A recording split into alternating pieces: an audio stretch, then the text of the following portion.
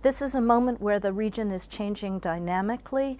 You can see that in the relationship between the UAE and Israel, the relationship between Israel and Jordan, the relationship between Israel and many of its other neighbors, that it's important that that continue, that all these relationships be a force for peace, for stability, for prosperity, and it's important that the Palestinians not be left behind in that story. So who are you going to squeeze hardest?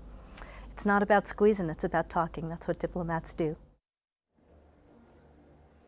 Now, Becky, that's what diplomats do, but when it comes to Israel and Palestine, and it's somewhat indicative of America's role in the wider region, there is a kind of sense on both sides of that debate that America, the big brother that always had an arm around this issue, is withdrawing.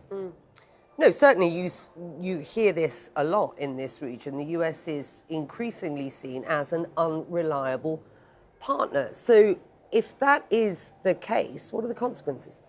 Well, from the American perspective, it's part of why Secretary Newman was here, why we've got a Treasury official coming next week to try and encourage the Emiratis in particular not to do too much business or any business with Iran at a time when they're trying to put the squeeze on to get the Iranians back to the nuclear deal.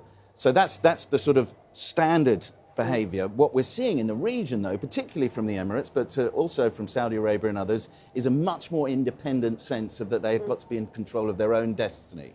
So we've seen the Emiratis warming relations with Erdogan. We've seen the Emiratis going to warm up relations with Syria's Assad regime.